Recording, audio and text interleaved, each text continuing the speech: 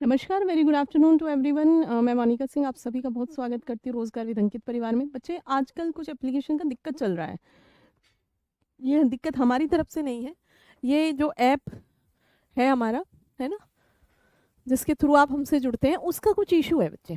ठीक है, तो शाम के समय तो मैं देखती हूँ कई बार हो चुका है, सुबह खोल लेंगे हम अपनी क्लास को अगले हफ्ते से। Very good evening. और क्वेश्चन का जवाब आपने काफ़ी कम बच्चों ने दिया है, पता नहीं क्यों क्यों दिया है भाई, ये भी बताएं। क्वेश्चन का जवाब आपने काफी कम ने क्यों दिया है, अधिक ने क्यों नहीं दिया। ठीक है, यहाँ पर मुद्रास्फीति के परिणाम देख लेते हैं और फिर वन लाइनर चीजें भी हैं यहाँ पर आपके लिए, है ना, और फिर एमसीक्यू है ना। यहाँ पर ये देखेंगे हम। आज तो क्लास हमारी आधी तो इसी में चली गई वेट करते करते, है ना। तो कोई बात नहीं, यहाँ पर हम पहले थोड़ा सा परिणाम कर लेते हैं कि भाई मुद्रास्फीति के क्या परिणाम, क्या इम्पैक्ट्स हमारे देश में हमें देखने को मिलते हैं, क्या होता है इससे। मुद्रास्फीति के परिणाम। मुद्रा स्फीति यानी इन्फ्लेशन के परिणाम। कल काफी कॉन्फिडेंस आया बच्चों के मन में, है ना। परिणाम, आउटकम, आउटकम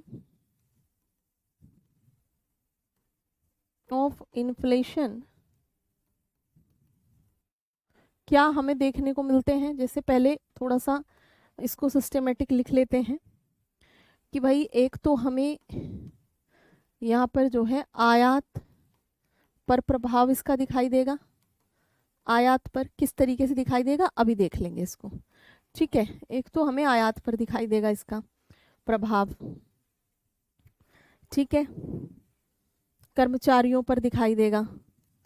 अनुकूल दिखाई देगा, प्रतिकूल, भाई आप कहोगे प्रतिकूल। कर्मचारियों पर प्रतिकूल प्रभाव यहाँ पर आपको दिखाई देता है। यहीं पर आप देखेंगे कि ऋण उपलब्धता, ऋण उपलब्धता पर भी प्रभाव आपको देखने को मिलता है। ठीक है, यहीं पर विदेशी मुद्रा पर प्रतिकूल प्रभाव दिखाई देता है। जो बचत आप कर रहे हो, ठीक है, जो, ठीक है, कंजम्पशन वाले डायग्राम मुझे याद है, मैं अवेलेबल करा दूंगी आपको। मैंने कहा कि पहले आप जो बचत कर लेते थे, 100 रुपये सैलरी थी, 20 रुपये खर्चा था, 50 रुपये खर्चा कर लेते थे, वो बचत कर लेते थे। अब जो है 100 के 100 में ही चीज़ें खरीद रहे हो तो बचत हतोत्साहित होंगी इसमें, है ना। बचत क्या होंगी इस दौरान आपकी, हतोत्साहित होंगी। बचतों का हतोत्साहन आपको दिखाई देता है। ठीक है, बचतों का हतोत्साहन। नेक्स्ट लिखेंगे छठे नंबर पर, छठे नंबर पर लिखेंगे आय यानी इनकम का इनइक्वल डिस्ट्रीब्यूशन, आय का असमान वितरण, असमान वितरण। एक लिख लेंगे भ्रष्टाचार को बढ़ावा, भ्रष्टाचार को बढ़ावा। एक देखेंगे राजकोषीय घाटे में वृद्धि। ठीक है, राजकोषीय घाटे में, घाटे में बढ़ावा या वृद्धि। ठीक है, अब एक एक करके हेडिंग डालेंगे और एक एक को करेंगे हम यहाँ पे। ठीक है, एक एक को करेंगे कि भाई कैसे आयात हमारा कैसे इम्पैक्ट होता है ना, कैसे हमारे जो सैलरीड पर्सन है, कर्मचारी हैं, है ना, कैसे उन पे प्रतिकूल प्रभाव पड़ता है ना, कैसे यहाँ पर जो है करप्शन को हम बढ़ते हुए देखते हैं, कैसे जो इनकम डिस्ट्रीब्यूशन है, इनकम डिस्ट्रीब्यूशन हमें कैसे और कितना अधिक दिखाई देता है, जहाँ पर हम एक इनइक्वालिटी को देखते हैं। ठीक है, तो यहाँ पर सबसे पहले क्या लिखा है आपने, क्रमशः लिखते चले जाएंगे। सबसे पहले है आयात पे, फिर है कर्मचारियों पे। ठीक है, सबसे पहले है आयात पे। आयात पे क्या प्रभाव पड़ेगा, आयात पर प्रभाव, हालांकि निर्यात पे भी पड़ता है ना। आयात पर प्रभाव, भाई सिंपल सी बात है, जब किसी देश के अंदर एक इन्फ्लेशन है तो इन्फ्लेशन का मतलब ही है कि वहां पर वस्तुएं कम है, सप्लाई कम है। जब सप्लाई कम है ना, मनी सप्लाई अधिक है, वस्तुओं की सप्लाई कम है, तो उस समय हमें उस वस्तुओं की सप्लाई, क्योंकि डिमांड तो अधिक है ही, तो हमें क्या करना पड़ेगा, हमें बाहर से वस्तुएं मंगानी पड़ेंगी। यही होगा ना। तो वस्तुएं मंगानी पड़ी, यानी आयात बढ़ गया, हमारा आयात बढ़ गया, राजकोष का घाटा बढ़ गया, है ना, हमारा विदेशी मुद्रा भंडार कम हो गया। और यहीं पर निर्यात पे क्या इम्पैक्ट पड़ेगा कि भाई जब हम मान लिया कि 1 किलो, मान लिया कि हम 1 किलो गेहूं उपजाते थे, उसमें से 500 ग्राम हम खा जाते थे, 500 हम निर्यात कर देते थे, मान लिया। तो अब क्या है, क्योंकि गेहूं ही हमारे यहाँ कम है या वस्तुएं हमारे यहाँ कम है, तो हम अपना पूरा पाड़े या फिर हम बाहर निर्यात करें। तो निर्यात कम हुआ, निर्यात कम हुआ तो विदेशी मुद्रा भंडार वापस इम्पैक्टेड हुआ। सिंपल सी बात है भाई। तो आयात पर यहाँ क्या प्रभाव पड़ेगा कि घरेलू अर्थव्यवस्था, घरेलू अर्थव्यवस्था में मुद्रास्फीति की स्थिति में वस्तुओं, है ना, impact on import will increase, obviously import will increase। वस्तुओं के आयात में वृद्धि होती है, क्योंकि आयातित माल, जो इंपोर्टेड माल है, वो एक तो कंपैरेटिवली अपने देश में उगाने से, मतलब यहाँ पर क्या है, हमें सस्ता ही पड़ जा रहा है।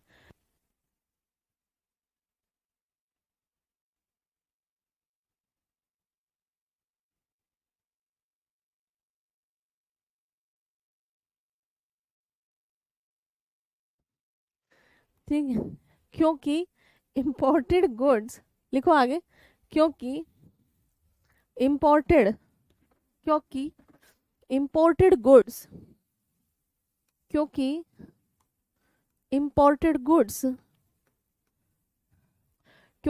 इंपोर्टेड गुड्स क्या हो रहे हैं, घरेलू स्तर पर, डोमेस्टिक लेवल पर, घरेलू स्तर पर उत्पादित वस्तुओं की तुलना में सस्ते हैं, चीप हैं, बेस्ट हैं।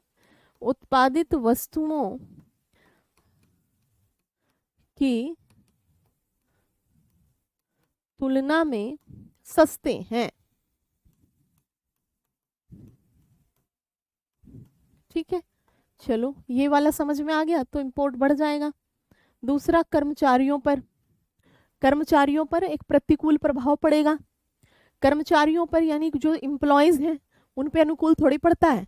या तो भाई उन्हें ये कहा जाए कि जैसे जैसे इन्फ्लेशन एडजस्ट करके तुम्हें सैलरी दी जाएगी।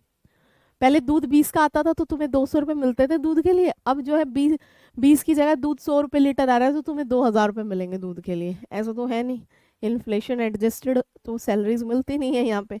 ठीक है, वो तो रेगुलर पा रहे हैं बेचारे कम।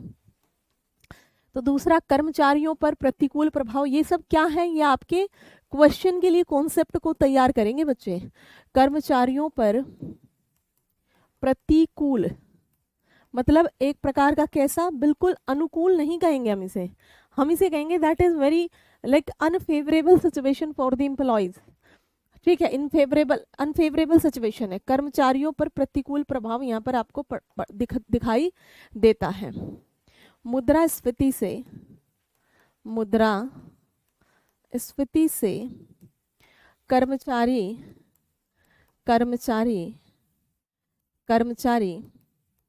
प्रतिकूल तरीके से प्रभावित होते हैं। इनके ऊपर अनफेवरेबल है ये, क्योंकि उनकी जो परचेजिंग पावर है बेचारों की खत्म हो जाती है, क्योंकि उनकी क्रय शक्ति, इसी को कई जगह पे क्रय क्षमता भी लिखा जाता है। क्रय क्षमता का मतलब क्या है, क्रय क्षमता का मतलब है कि जिससे जो उनकी शक्ति है किसी चीज को खरीदने की, परचेजिंग पावर, परचेजिंग पावर क्या होने लगती है, क्षीण या कम होने लगती है, क्षीण या कम होने लगती है, क्योंकि उनके पास लिमिटेड सैलरी है, लिमिटेड पैसा है भाई, लिमिटेड सैलरी लिमिटेड पैसे से लिमिटेड ही चीजें खरीद सकेंगे। पहले दाम बढ़े नहीं थे तो वो खरीद पाते थे, अब दाम बढ़ गए हैं, वो कैसे ले ले, मजबूर है, विवश है ना। तो यहाँ पर क्षीण या कम होती है, जबकि वेतन क्या है, जबकि वेतन समान बना रहता है। या तो ये हो कि भाई इसमें तुम एडजस्ट कर रहे हो तो चलो कोई बात नहीं, फिर तो ठीक ठाक असर पड़ेगा, बना रहता है। क्या है यहाँ पर, जबकि वेतन जो है यहाँ पर समान बना रहता है। वेतन क्या है प्यारे बच्चों, समान बना रहता है। ठीक है जी, वेतन जो है समान बना रहता है। तीसरा देख लेंगे, ऋण उपलब्धता पर प्रभाव पड़ेगा। तीसरे नंबर पर ऋण उपलब्धता पर प्रभाव। अब ऋण उपलब्धता पर क्या प्रभाव पड़ेगा, इसे आप पूरा लिख लें, उद्योग के लिए ऋण उपलब्धता पर प्रभाव, वहां भी चेंज कर लेंगे, उद्योग के लिए जो क्रेडिट अवेलेबिलिटी है उस पर प्रभाव पड़ता है ना। उद्योग के लिए ऋण उपलब्धता, ऋण उपलब्धता यानी क्रेडिट अवेलेबिलिटी, क्रेडिट अवेलेबिलिटी है ना। उद्योग के लिए ऋण उपलब्धता पर प्रभाव, क्या इम्पैक्ट पड़ा, इसके ऊपर क्या इम्पैक्ट पड़ा कि यहां पर अर्थव्यवस्था में, एक बात बताओ, यदि मुद्रास्फीति है तो मैं आपसे पूछती हूँ, अभी क्वेश्चन भी कराऊंगी इस पे, यदि इकोनॉमी के अंदर इन्फ्लेशन है तो इन्फ्लेशन के ड्यूरिंग जो आरबीआई है वो ब्याज दरों को बढ़ाएगा कि कम करेगा, बताओ, टेल मी द आंसर, बताएं। What will the RBI do in the situation of inflation, interest rate को बढ़ाएगा या कम करेगा, बोलो, फिर मैं बताऊंगी। अर्थव्यवस्था में मुद्रास्फीति को रोकने या कम करने हेतु, रोकने या कम करने हेतु क्या करेगा भाई, बताओ, रोकने या कम करने हेतु ब्याज दरों में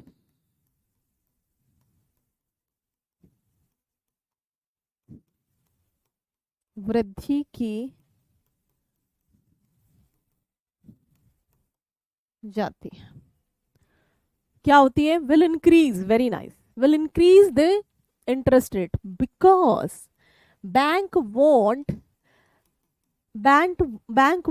क्या करना चाहता है, इंक्रीज द मनी सप्लाई और डिक्रीज द मनी सप्लाई। तो bank want decrease the money supply, तभी तो निकल पाओगे ना। इन्फ्लेशन में क्या हो रखा है, inflation is a situation where the money supply is high, money supply क्या हो रखी है बच्चे, मनी सप्लाई ज्यादा है।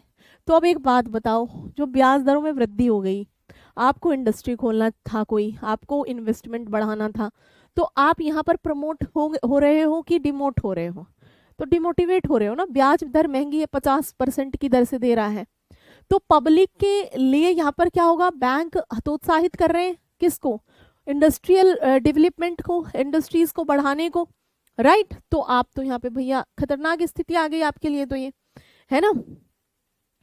तो यहाँ पर इससे उद्योगों हेतु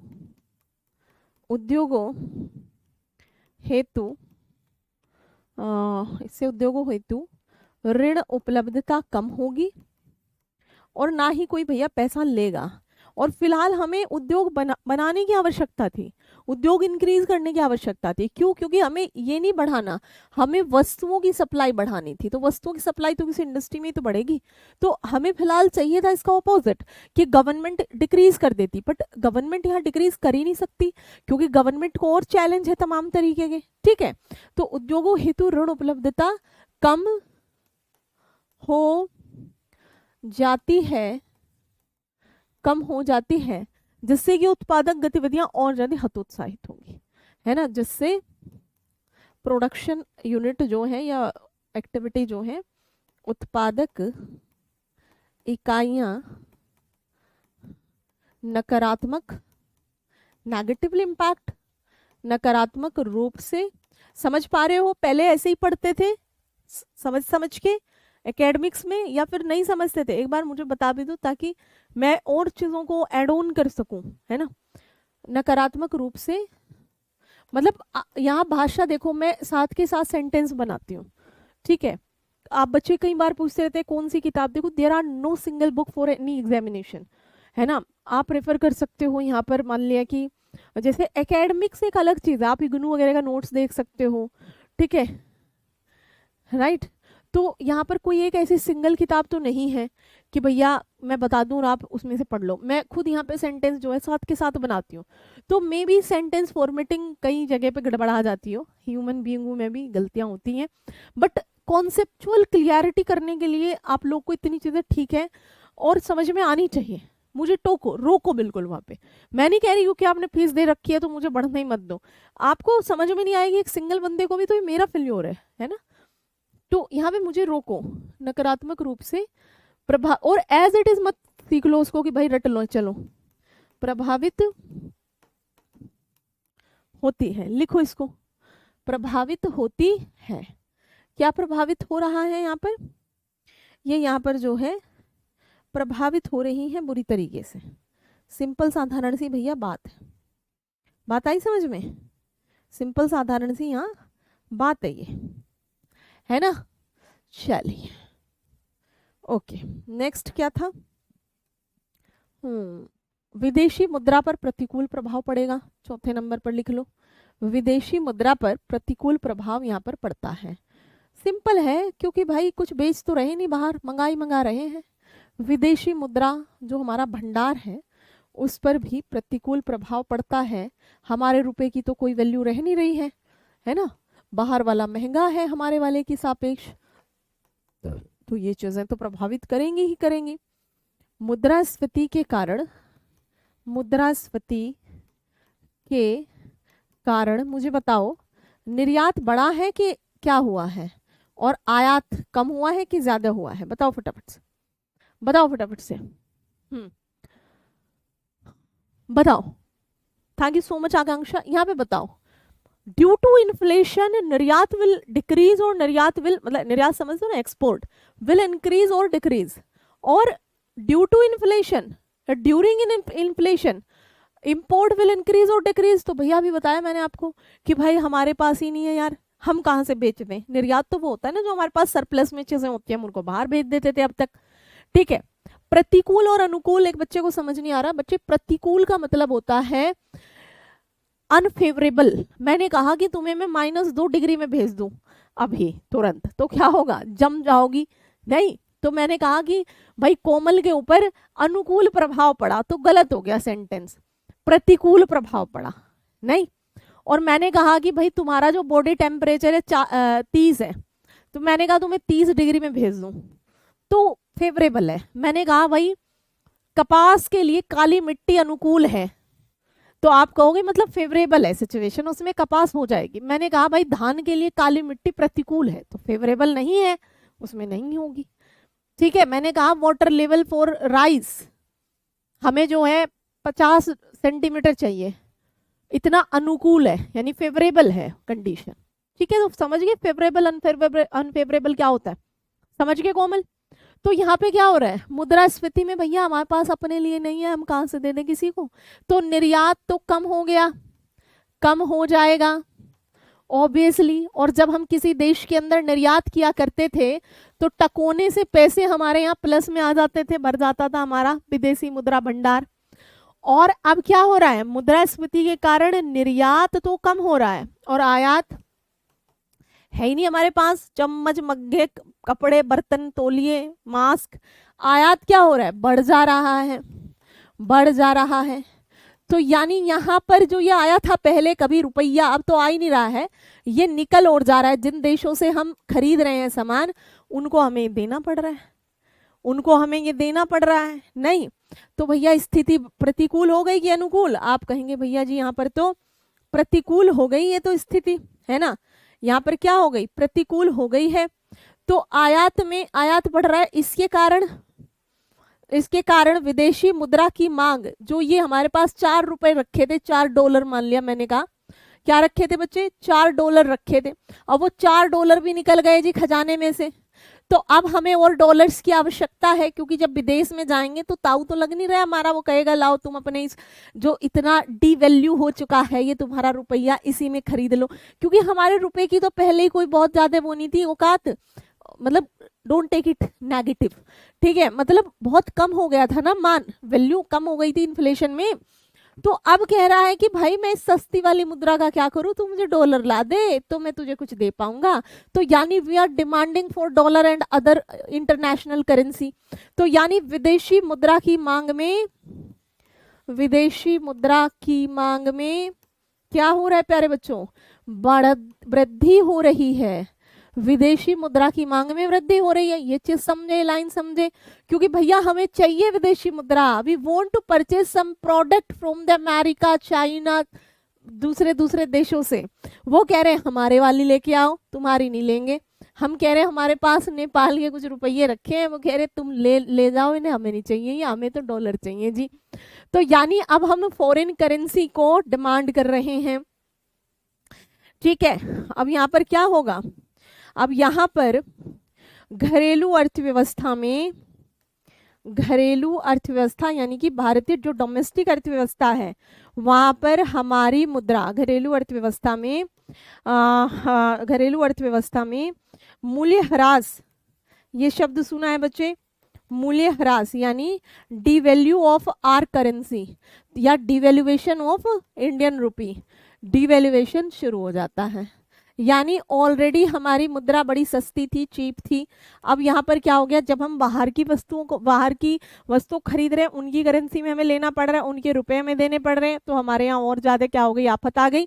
और ऐसी स्थिति में कोई भी विदेशी निवेशक भी होगा, कोई फॉरेन इन्वेस्टर जिसने हमारे यहाँ पैसे लगा रखे होंगे, ऐसी असामान्य परिस्थितियों में वो भी अपना पैसा खींच लेगा, वो भी अपना हाथ खींच लेगा, और इस प्रकार से हम जो है एक अनफेवरेबल सिचुएशन में आते चले जाएंगे।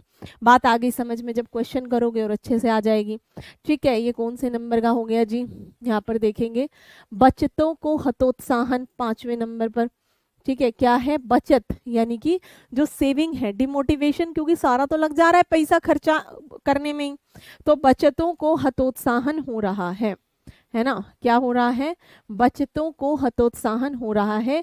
सेविंग्स यहाँ क्या हो रही हैं, सेविंग्स यहाँ पर डिमोटिवेट है, बचतों का हतोत्साहन,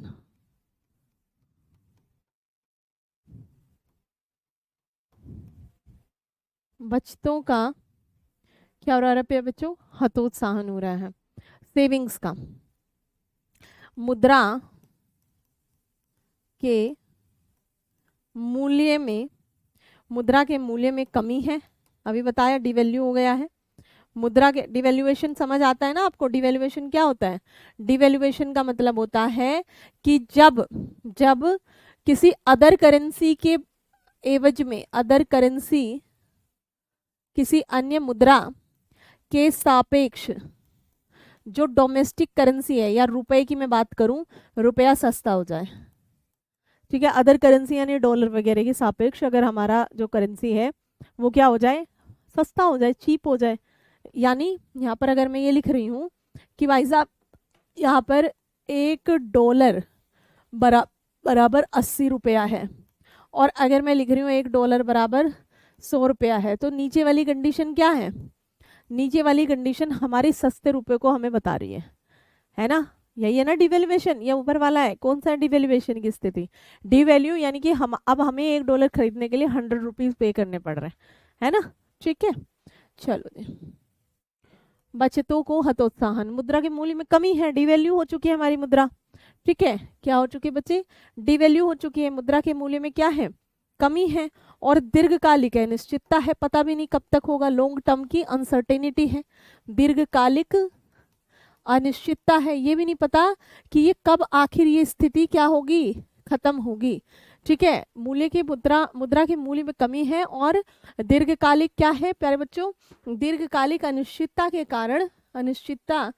कारण है ना, दीर्घकालिक अनिश्चितता के कारण हाई इन्फ्लेशन या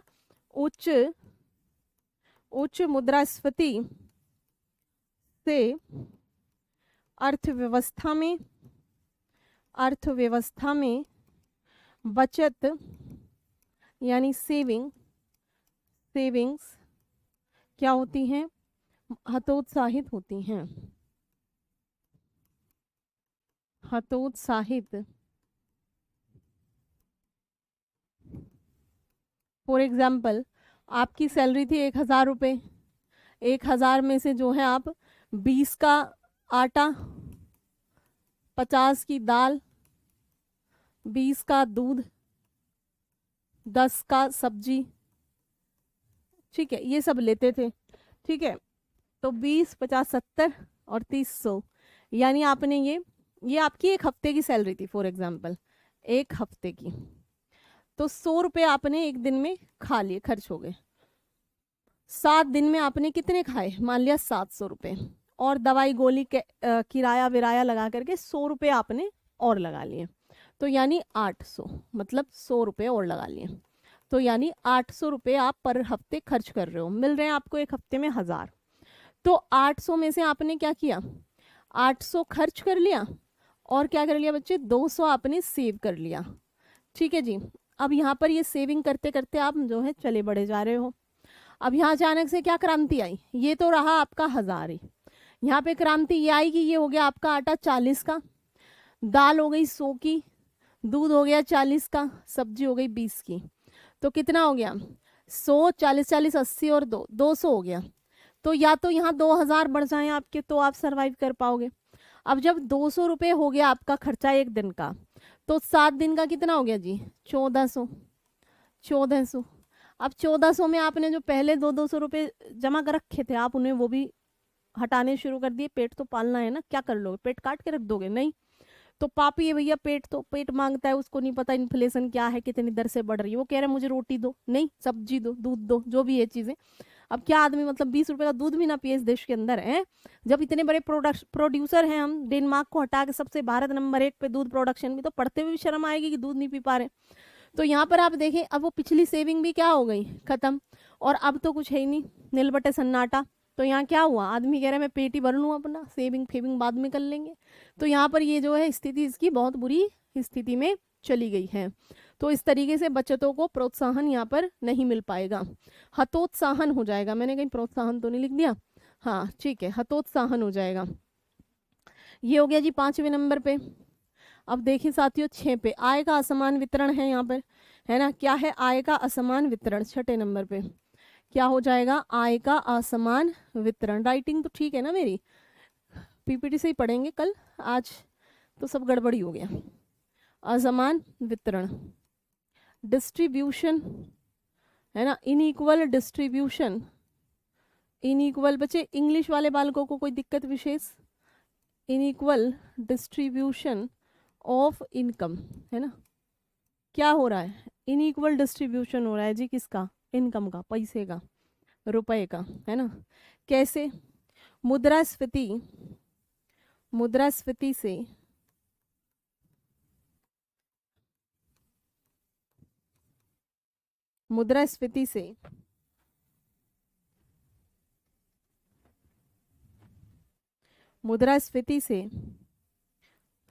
मुद्रास्फीति में लिखेंगे, में जो जमाखोर होते हैं, जमाखोर कौन होते हैं?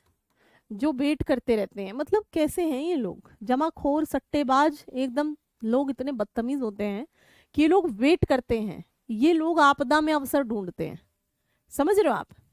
माने जैसे दाल है, इन्होंने होल्ड करके रख रखी है दाल, और जब 40 रुपए किलो है तब नहीं बेच रहे, ये बेचेंगे जब 100 रुपए किलो होगी। मतलब ये मजे ले रहे हैं लोगों की गरीबी का। ये खाना है तो लो भाई, नहीं नहीं औकात है दाल मत खाओ, मत पियो दूध, मत खाओ। दूध तो फिर भी चलो स्टोर नहीं हो पा रहा, दाल चावल गेहूं स्टोर करके रख ले रहे हैं। एक नंबर के काला बाजारी हैं ये लोग। इनके मजे आ गए, ये अपने सामान को बाहर निकालने लगे, उसमें मजे ले रहे हैं लोगों के। नहीं तो इससे क्या होगा, इनके पास तो धन का संचय आ जाए, ये तो नहीं देंगे उधार भैया, बहुत एकदम बदतमीज टाइप के लोग हैं। तो ये क्या कर रहे हैं, ये उनसे पैसे ले रहे हैं बड़े हुए दामों पे, उनके पास से पैसे इनके पास आ जा रहे हैं। तो जो खाई इतनी सी थी पहले गरीब और अमीर के बीच, वो खाई इतनी बड़ी हो जाती है मुद्रास्फीति में। इनके पास से तो वो निकल आए जो 50, 100, 200, 500 रुपए बेचारों ने कभी जमा किए थे हाड़ बेच के अपने, और इन बदतमीजों के पास जो है जमा हो गए। ठीक है, बात आ गई समझ में? तो मुद्रास्फीति में जो जमाखोर होंगे, जो सट्टेबाज होंगे, जो काले बाजार होंगे, काले बाजारी लोग होंगे, है ना, सट्टेबाज, सट्टे लगाना शुरू कर देंगे, काला बाजारी करने वाले लोग होंगे, जो एकदम से सब जोड़ उड़ के रखे हुए थे, एकदम बदतमीज टाइप के लोग, काला बाजारी करने वाले जो लोग होंगे, कई व्यापारी भी इसमें जुड़े होते हैं, करने वाले वर्ग, वर्ग क्या करेंगे यहाँ पर, वर्ग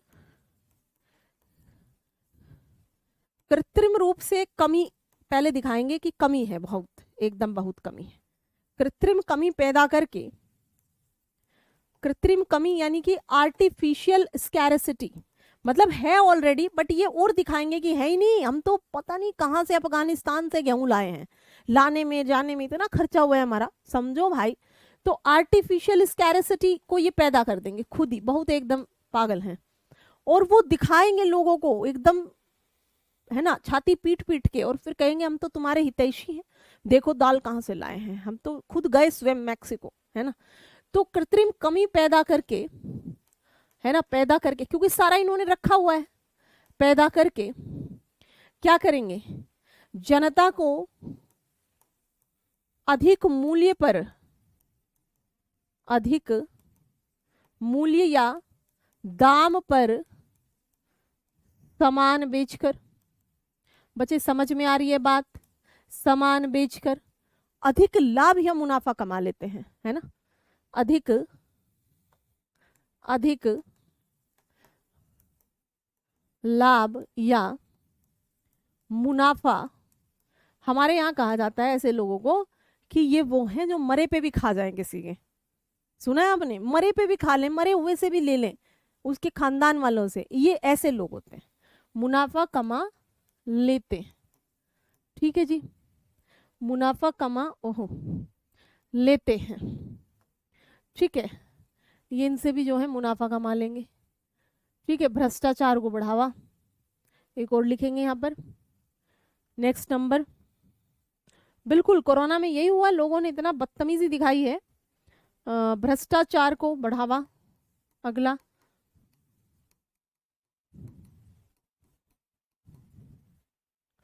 भ्रष्टाचार को बढ़ावा। यहाँ पर जो व्यक्ति परिश्रमी है, कठिन परिश्रम कर रहा है, घोर तपस्या कर रहा है, कठिन परिश्रम करने वाला ईमानदार व्यक्ति, ईमानदार व्यक्ति मुद्रास्फीति की, मुद्रास्फीति की स्थिति में ऐसे लोगों का शिकार हो जाता है ना, मुद्रास्फीति की स्थिति में हतोत्साहित होता है,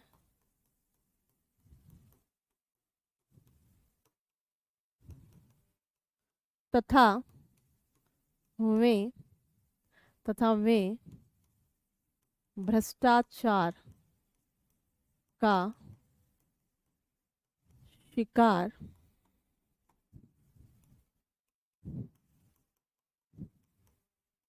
हो जाते हैं। नेक्स्ट,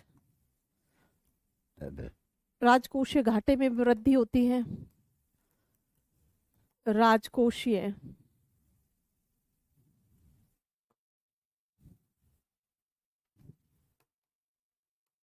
घाटे में वृद्धि। मुद्रास्फीति में फिस्कल डेफिसिट भी क्या होता है, बढ़ जाता है। ठीक है जी, फिस्कल डेफिसिट भी क्या होता है, बढ़ जाता है। तो यानी ये 7वां हो गया जी और ये 8वां। मुद्रास्फीति के दौरान मुद्रास्फीति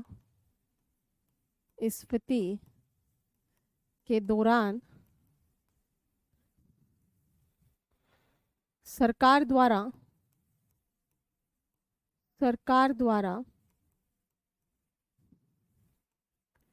प्राप्त ऋण भी अपेक्षाकृत यानी कंपैरेटिवली या मतलब जितनी एक्सपेक्टेशन है ना, अपेक्षाकृत अधिक महंगा है, क्योंकि ब्याज दरें अभी बताया ना महंगी है, अधिक महंगा हो जाता है। तो ये जहां से पाएगा बैंकों से अधिक रेट पे पाएगा, जिससे राजकोषीय घाटा बढ़ जाता। लिख लिया? बताएंगे एक बार सभी साथी, सारी चीजें लिख ली और समझ में आ गई, सारी चीजें लिख ली और समझ में आ गई, ताकि अब हम आगे का क्वेश्चंस कर सकें। यहाँ पे बताएंगे एक बार।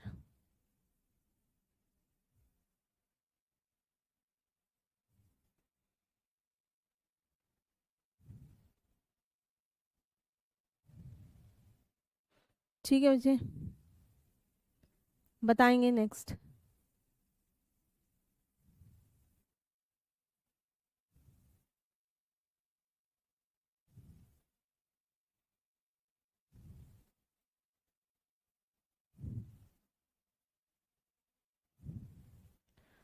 लिख लिया?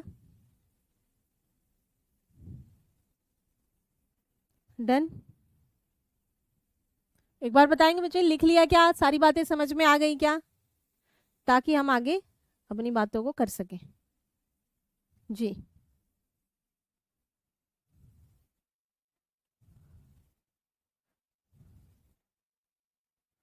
बताएंगे एक बार।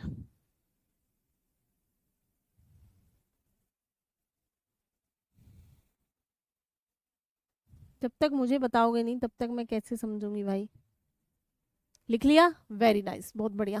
चलो समझ में आ गया? यशु, कोमल, आकांक्षा और सभी बच्चे ऊपर हैं आपके चैट। ठीक है, बताएंगे एक बार, समझ में आ गया क्या? अब हम करते हैं कुछ क्वेश्चंस, देखते हैं समझ में आया या नहीं आया। ये वन लाइनर बातें हैं आपकी, जैसे अर्थव्यवस्था की केंद्रीय समस्या क्या है, अर्थव्यवस्था जो है वह किन समस्याओं से जूझती है, सेंट्रल प्रॉब्लम क्या है। तो सबसे पहली प्रॉब्लम है कि भाई क्या उत्पादित किया जाए, कैसे करे, कौन करे, मशीन करे, पूंजीवाद व्यक्ति करे, सरकार करे, सार्वजनिक क्षेत्र में होए। तो यानी क्या उत्पादन करना है, व्हाट टू प्रोड्यूस, कैसे करना है, इंसान करेगी मशीन करे, है ना, इंसान करेगी मशीन करे, ये डिसाइड होगा। किसके लिए करना है, किसके लिए, यानी उसका प्राइस क्या हो, गरीब के लिए, अमीर के लिए, ओडी बनानी है कि 2 लाख की कार बनानी है, क्या करना है। ओके, एडम स्मिथ क्या कहते हैं, कहते हैं कि भैया ये देखो, इसने जो है यहाँ पर यही इसी की अंग्रेजी कर दी, नहीं माफी चाहेंगे इसके लिए। एडम स्मिथ यहाँ पर कहते हैं invisible hand, non intervention, right, invisible hand, free trade. ठीक है, ये कहते हैं चलने दो, सब मार्केट के हिसाब से सब चलने दो।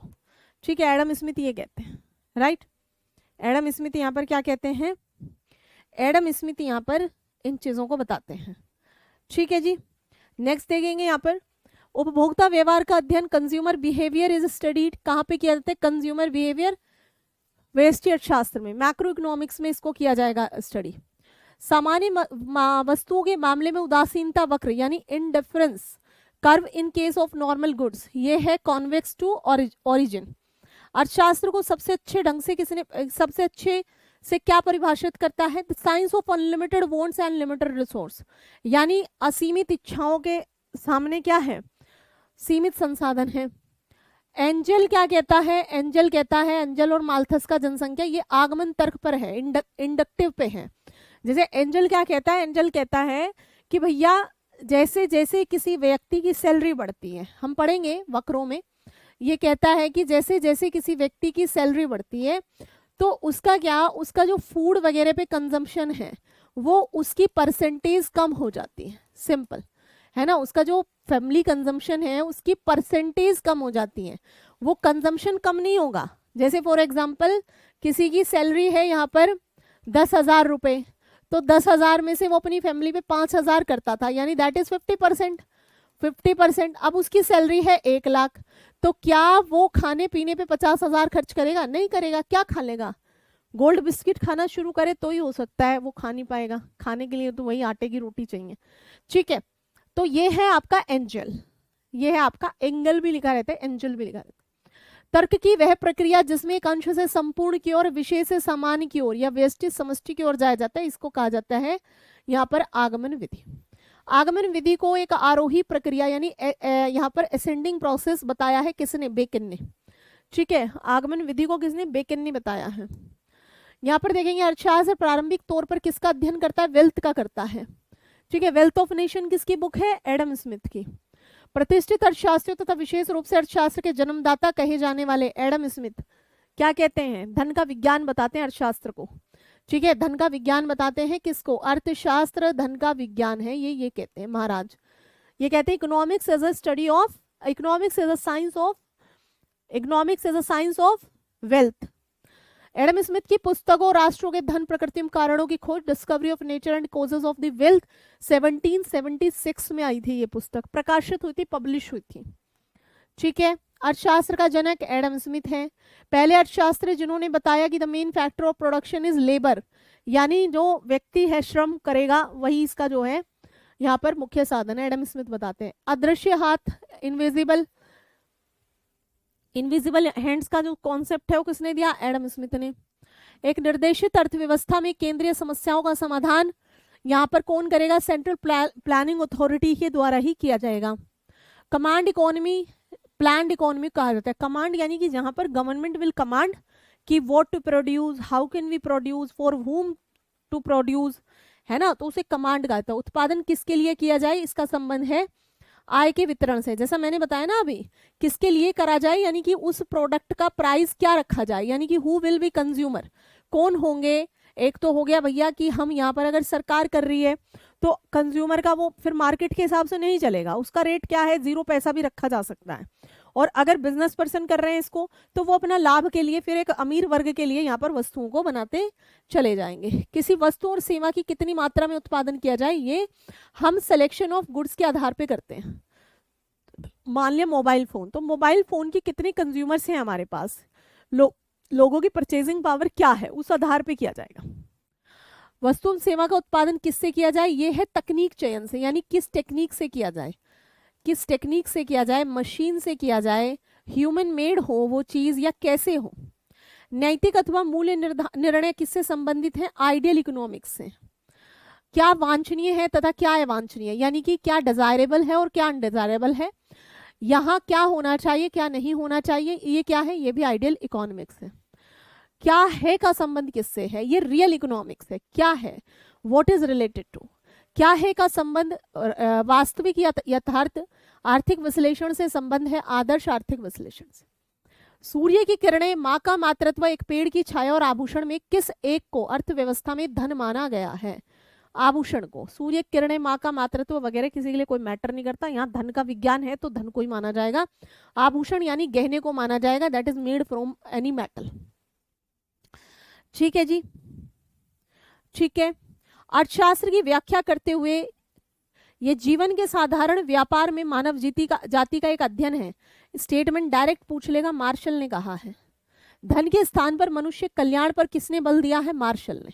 यानी एडम स्मिथ के थोड़ा सा अलग बात कर रहे हैं। ये कह रहे हैं भाई ठीक है, मानव को भी यार तुम सेंटर वेंटर में रखो, धन मनुष्य के लिए है, ना कि मनुष्य धन के लिए। ये भी किसने कहा है? मार्शल ने। यानी कि जहां पर थोड़ा सा ह्यूमन वेलफेयर की बात हो, मार्शल कहते हैं ये, ह्यूमन वेलफेयर की बात हो, या जहां पर थोड़ा सा सेंटर में कौन हो, धन ना हो, ह्यूमन हो, तो मार्शल महोदय ये कह रहे हैं धन स्वयं का लक्ष्य नहीं, यह लक्ष्य का एक माध्यम और एकमात्र लक्ष्य मानव कल्याण है। यानी मानव कल्याण, वेलफेयर ऑफ ह्यूमन किसका कथन हो सकता है? मार्शल का हो जाएगा। यहाँ पर देखेंगे पीगू, मार्शल, क्लार्क और रिकार्डो, इनमें से अर्थशास्त्र को मानवीय जीवन के की सामान्य क्रियाओं के अध्ययन के रूप में परिभाषित किया जाता है। मिति मार्शल, ठीक है, तृतीय मिति मार्शल। अर्थशास्त्र की परिभाषा के लिए उसे घृणित विज्ञान कह के आलोचना किसने करी? यहाँ पर आलोचना की गई है क्योंकि अर्थशास्त्र धन का अध्ययन बताया है। भूमि को जोतना अर्थशास्त्र में क्या माना गया है? कि प्रोडक्शन है। जिस क्रिया के द्वारा किसी वस्तु या सेवा में उपयोगिता का सृजन किया जाता है उसे प्रोडक्शन कहते हैं। उत्पादन की सर्वोत्तम परिभाषा वस्तु में यूटिलिटी का सृजन एवं मूल्य में वृद्धि। अर्थशास्त्र साध्यों के मध्य तटस्थ रहता है, ये विचार है रॉबिन्सन का। ठीक है, ये विचार किसका है? रॉबिन्सन का है। यहाँ पर है अर्थशास्त्र संसाधनों की कमी से पैदा होने वाली समस्याओं का अध्ययन करता है रॉबिन्सन। आर्थिक समस्या का संसाधन स्कैरसिटी से है। अर्थशास्त्र में चयन की समस्या, जब हमारे पास में कई सारे विकल्प आ जाते हैं। ठीक है, अर्थशास्त्र वह विज्ञान है जो साध्य और वैकल्पिक उपयोगों वाले दुर्लभ साधनों के संबंध में मानव व्यवहार का अध्ययन करता है, रॉबिन्सन कहते हैं। भौतिक परिभाषा के अंतर्गत नहीं है रॉबिन्सन की परिभाषा। राज अर्थव्यवस्था ने परिभाषाओं से अपना गला घोट डाला, कीन्स कहते हैं ये। ठीक है, state economy has strengthened itself with definition, the statement is Keynes का है ये। चलो यहाँ पे बताएंगे 11th नंबर क्वेश्चन को सॉल्व करेंगे सभी बच्चे। 11th नंबर क्वेश्चंस को आप जो है सॉल्व करेंगे, बताएंगे बच्चे। 11th नंबर क्वेश्चन पढ़ें बढ़िया से, ठीक है, अच्छे से पढ़ें 11th नंबर क्वेश्चन, और उसके बाद में यहाँ पर बताएं कि भैया जी इसका आंसर क्या हो जाएगा। निम्नलिखित में से कौन सा स्फीति नियंत्रण का उपाय नहीं है? कौन सा नहीं है उपाय? जो है उनको छोड़ देंगे, जो नहीं है उसको बताएंगे। कौन सा उपाय नहीं है, यानी इन्फ्लेशन अगर आ जाए तो इसमें से क्या कर दें, इसमें से क्या कर देना चाहिए? 11 में आपने बता दिया डी। गलत है बच्चे, गलत है, गलत है, गलत है। क्यों है गलत? क्यों है गलत? एक बात बताओ रे भैया, कौन सा स्फीति नियंत्रण का उपाय नहीं है? पहला ऑप्शन गलत है, इंक्रीज मनी सप्लाई। अरे यहाँ तो पहले रायता फैला पड़ा है। यहाँ पर स्फीति यानी इन्फ्लेशन, इन्फ्लेशन को कंट्रोल करने के लिए और फैला दो रायता है, और फैला दो रायता। ये रहा हरे वाला, तो ये कह रहा है ना, तो यही नहीं है ना। अरे इन्फ्लेशन क्या है? What do you understand by inflation? Inflation is a supply of, increase the supply of money. तो मनी सप्लाई को और फैला दो आप। देखो ये क्या है? सीआरआर। सीआरआर क्या होता है? Cash reserve ratio, will study in the banking वाला चैप्टर। सीआरआर होता है एक प्रकार का कैश रिजर्व जो कि हमें बैंकों के पास रखना पड़ता है। तो अगर इसको बढ़ाएंगे यानी होल्डिंग अमाउंट बढ़ा रहे हो तो okay, that will be fine, that is a control, right. Direct कर बढ़ा दो। पहले आप इन टैक्सेस को बाहर बाजार में खर्च कर रहे थे, अब जो है टैक्स बढ़ा दिए, तो यानी कि आप अपनी सैलरी का एक बहुत बड़ा भाग गवर्नमेंट को दे रहे हो, पे कर रहे हो एज अ टैक्स, तो इन्फ्लेशन कंट्रोल होगी। मजदूरी बंधन, ये क्या है? विज बाउंडेड। ठीक है, क्या है ये? विज बाउंडेड, यानी कि अगर हम यहाँ पर सैलरी को क्या कर दें, अगर हम यहाँ पर सैलरी को बढ़ा दें, हैं बताओ, वेजेस बाउंडेड, यानी कि अगर हम यहाँ पर सैलरी को बढ़ा दें, ठीक है जी, तो ये क्या करेगा? ये सब यहाँ पर एक प्रकार से कमी लाएगा मनी सप्लाई में। पहले वाला तो और बढ़ा देगा ना। चलो, मुद्रास्फीति का अस्थायी नियंत्रण किस प्रकार हो सकता है? बताओ किस प्रकार होगा? कीमत बढ़ाकर, करों की मात्रा बढ़ाकर, अच्छे से देंगे आंसर। मुद्रा पूर्ति की वृद्धि को रोककर और कीमतें गिरा करके। किससे होगा? किससे होगा? अगर मैं कह रही हूं कि एक अस्थायी नियंत्रण, यानी फिलहाल के लिए थोड़ा सा एक हमें टेम्परेरी वो करना है, तो कीमत बढ़ाकर, ये तो ऑलरेडी बढ़ी हुई है। करों की मात्रा बढ़ाकर, ठीक है, करों की मात्रा बढ़ाकर, तो कौन से करों की? बाय इंक्रीजिंग टैक्सेस, ये नहीं बताया कौन से टैक्स की, कौन से टैक्स की, ठीक है। और देखो कीमतें गिराकर, तो कीमतें कैसे गिर जाएंगी जब वस्तु ऑलरेडी बहुत कम है ना। तो मुद्रा आपूर्ति की वृद्धि को रोककर कुछ ऐसा किया जाए, मनी सप्लाई को कुछ समय के लिए रोक दिया जाए।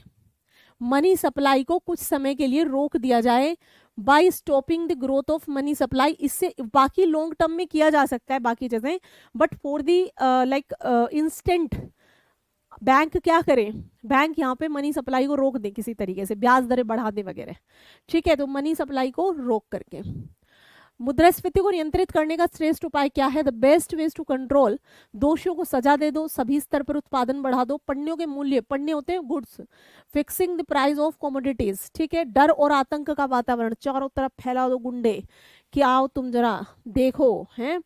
तो बताओ क्या करेंगे यहाँ पर, क्या करना चाहिए? मुद्रास्फीति को हमें रोकना है ना। एक प्रैक्टिकल उसका वो देखो, ये क्या गुंडे उंडे फैला दे, इससे क्या होगा, ठीक है। दोषियों, किन दोषियों को सजा देनी है, यहाँ पर क्या हो सकता है बताओ, यहाँ पर क्या सबसे बेस्ट वे है, सबसे बेस्ट वे यहाँ पर क्या हो सकता है बताओ बच्चों,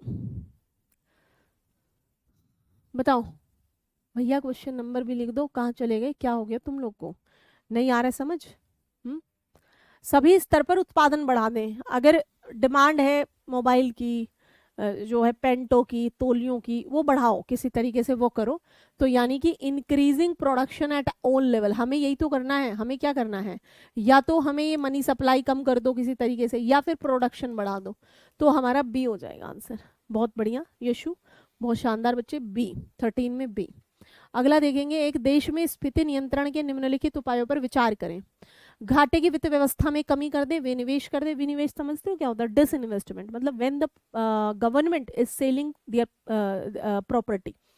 if government is selling, railway का कुछ पार्ट बेच दिया, या रेलवे की बहुत सारे डिब्बे पड़े थे वो बेच दिए, ठीक है। या इसको माना जाता है कि मान लिया बैंक है कोई जो कि पब्लिक सेक्टर का है, उसको गवर्नमेंट अनाउंस कर दिया कि you can you can purchase the share, Ambani जो कह दिया।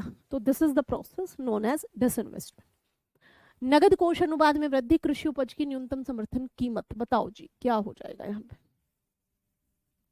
क्या आंसर हो जाएगा?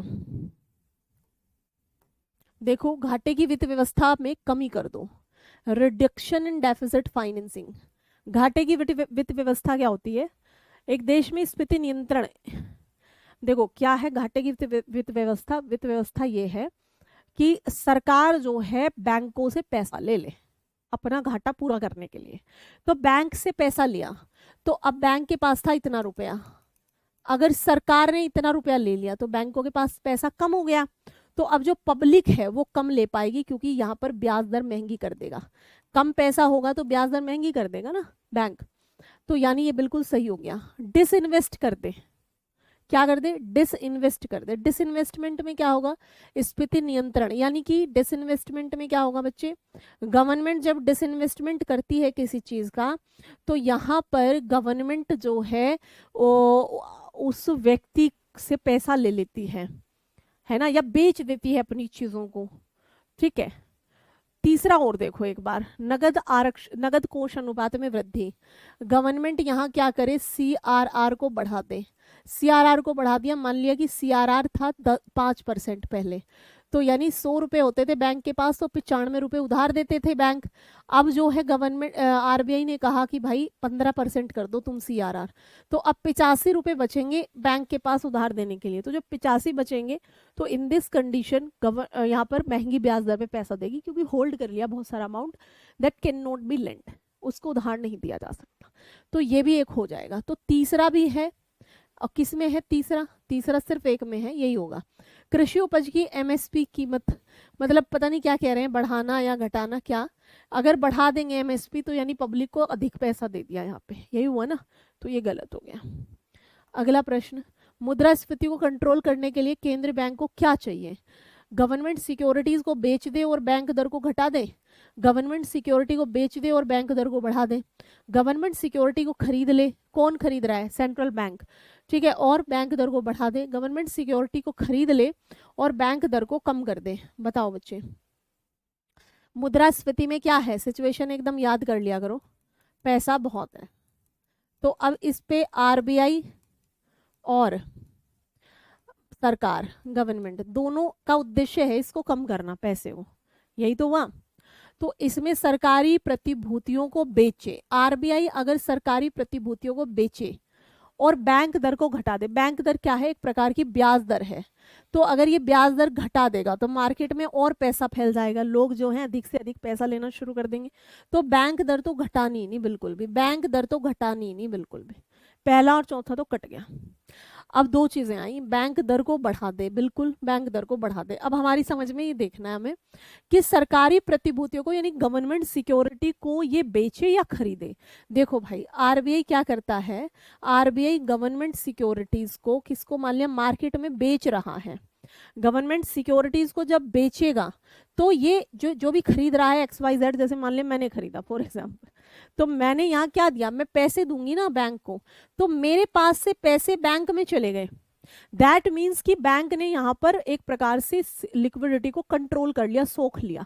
तो यानी इसको बेचना पड़ेगा। जब ये खरीदेगा बाहर से, मान लिया मेरे से खरीद रहा है, तो खरीदने पर तो मुझे पैसे देगा ना बैंक, और फैला दिया फलूद।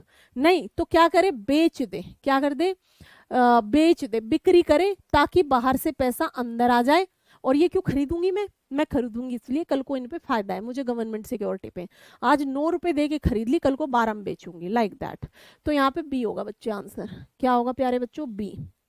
बताना 5 में कितने सही आए। सी कैसे हो जाएगा जी? सी कैसे हो जाएगा? खरीद लेगा। अगर गवर्नमेंट सिक्योरिटीज को आरबीआई खरीद रहा है तो जिससे खरीदेगा उसको रुपया देना पड़ेगा ना भैया जी। रुपए तो देने ही नहीं है ना बाहर, रुपए तो देने ही नहीं है बाहर। बाहर जो है उसी को समेटना है पहले, ठीक है? जो बाहर है उसी को समेटना है पहले। तो बच्चे दिमाग के तख्ते थोड़े से खोलो, ढक्कन उक्कन अपने ही है ना। कल करेंगे 5 क्वेश्चन और 5 कर लिया आज, ठीक है? कितने सही हुए?